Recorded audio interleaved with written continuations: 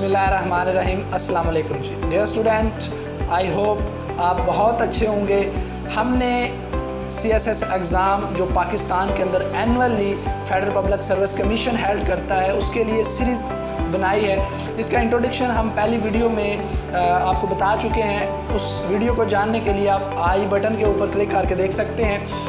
आज हम बात करेंगे CSS के लिए एलिजिबिलिटी क्राइटेरिया क्या होता है, कौन कौन से लोग इसके अंदर अप्लाई कर सकते हैं, इसके लिए एज लिमिट क्या होती है, उसके अंदर नेशनैलिटी कौन सी होनी चाहिए, क्वालिफ़िकेशन के बारे में बात करेंगे। कुछ मुख्तलिफ हमसे सवाल पूछे जाते हैं, लोगों को कन्फ्यूजन होती है, उसके भी जवाब इसके अंदर दिए जाएंगे।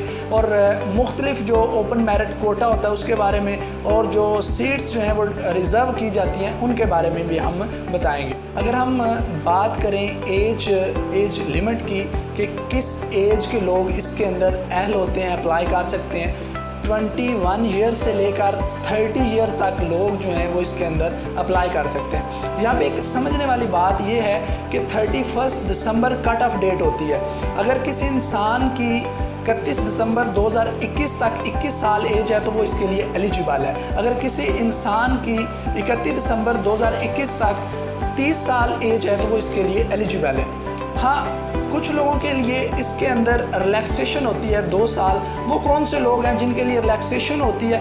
एक तो इसके अंदर जो कि पहले से गवर्नमेंट के अंदर अपनी जॉब कर रहे हैं, वो चाहे कॉन्ट्रैक्ट पे हैं चाहे वो रेगुलर हैं, वो इसके लिए अप्लाई कर सकते हैं। इसके अलावा जो डिसेबल लोग होते हैं वो भी इसके अंदर अप्लाई कर सकते हैं। और कुछ हमारे जो बैकवर्ड एरियाज़, रूरल एरियाज़ हैं, उनका कोटा मुख्तस किया जाता है, वो भी इसके अंदर अप्लाई कर सकते हैं। अगर हम बात करें कौन से एरिया हैं, कुछ जो सिंध के अज़ला हैं जैसा ठट्टा, बदीन वगैरह, और इस तरह KPK बलूचिस्तान के इलाके, और जो परमानेंट रेजिडेंट्स हैं आज़ाद जम्मू कश्मीर के या ट्राइब एरियाज़ के कुछ इलाके हैं, वो लोग जब अप्लाई करेंगे तो वो 32 साल तक कर सकते हैं। उनके लिए 2 साल की रिलैक्सेशन है। अगर हम बात करें नेशनैलिटी तो इसके लिए क्लियर कट ये बात जो है वाज़िया तौर पर आपको याद रखनी चाहिए, जो सिर्फ पाकिस्तान की नेशनैलिटी है जिन लोगों की, वो इसके अंदर अप्लाई कर सकते हैं। डुअल नेशनैलिटी वाले अप्लाई नहीं कर सकते। इसके अंदर एक आम बात जो समझने वाली ये है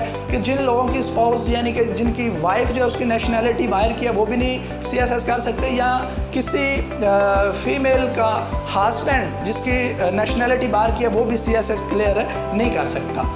अगर हम बात करें क्वालिफ़िकेशन की तो ये बहुत ज़्यादा पूछने के अंदर आता है सवाल कि मैं फ़लाँ प्रोफेशन से तलक रखता हूँ, मैं डॉक्टर इंजीनियर हूँ, मैंने एसोसिएट डिग्री की हुई है, अब BA नहीं रहा, तो क्या हम अप्लाई कर सकते? जी बिल्कुल, इसके लिए क्लियर कट जो क्वालिफ़िकेशन CSS के लिए है, जो कि FPSC ने रूल्स एंड रेगुलेशन के अंदर बताया है, वो आपकी 14 ईयर्स एजुकेशन है। सिंपल, या आप बैचलर या ग्रेजुएशन किया हुआ है, 2nd डिवीज़न के साथ किया हुआ है, तो आप इसके अंदर अप्लाई कर सकते हैं। ऐसे लोग जिनकी 2nd डिवीज़न नहीं है, 3rd डिवीज़न है, क्या वो अप्लाई कर सकते हैं?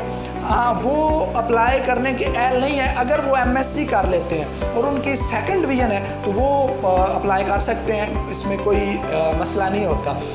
और इसके अलावा अगर हम बात करें तो जो हमारे पास एसोसिएट डिग्रीज़ होती हैं, जैसा कि पहले BA था, अब उसकी जगह पे एसोसिएट डिग्रीज़ आ गई हैं, क्या वो अप्लाई कर सकते हैं? जी बिल्कुल, वो भी लोग एलिजिबल हैं, दे आर एलिजिबल, वो अप्लाई कर सकते हैं। एस्पिरेंट्स, डियर व्यूअर्स, एक सवाल जो आपके माइंड में बहुत ज़्यादा होता है, अक्सर लोग हमसे पूछते हैं क्या डॉक्टर, इंजीनियर, टीचर या मुख्तलिफ प्रोफेशन वाले लोग इसके अंदर एलिजिबल होते हैं? जी बिल्कुल एलिजिबल होते हैं, वो कर सकते हैं। उनकी एज लिमिट इसके अंदर आती है, उनकी क्वालिफ़िकेशन होती है, तो वो कर सकते हैं। एक और यहाँ पे क्वेश्चन पूछा जाता है कि हमारी हाइट जो है वो बहुत छोटी है या बहुत ज़्यादा है, क्या हम इसके लिए एलिजिबल हैं?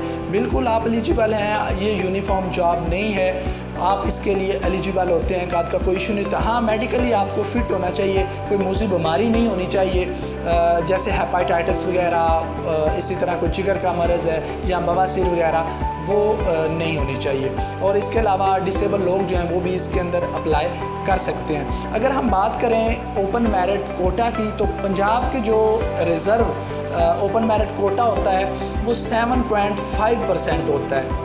इसी तरह सिंध जो है इसके अंदर कुछ रूरल एरिया ज़्यादा पाए जाते हैं तो सिंध का कोटा थोड़ा ज़्यादा है, वो 19% होता है। इस तरह KPK का 11.5% होता है। बलूचिस्तान का जो ओपन मेरिट कोटा होता है वो 6% होता है और फाटा का 4% होता है और AJ के आज़ाद जम्मू कश्मीर का 2% होता है।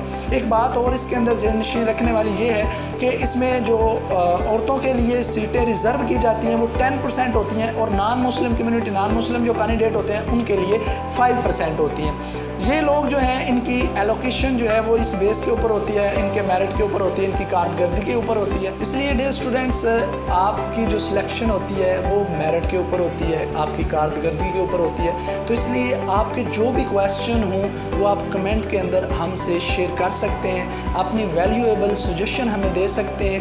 हमारी वीडियो को लाइक करें, हमारे चैनल को सब्सक्राइब करें ताकि इस सीरीज़ की CSS एग्ज़ाम की जो वीडियो हमने अपलोड करनी है 1 by 1 वो आप तक पहुंच सके। शुक्रिया, अल्लाह हाफिज़।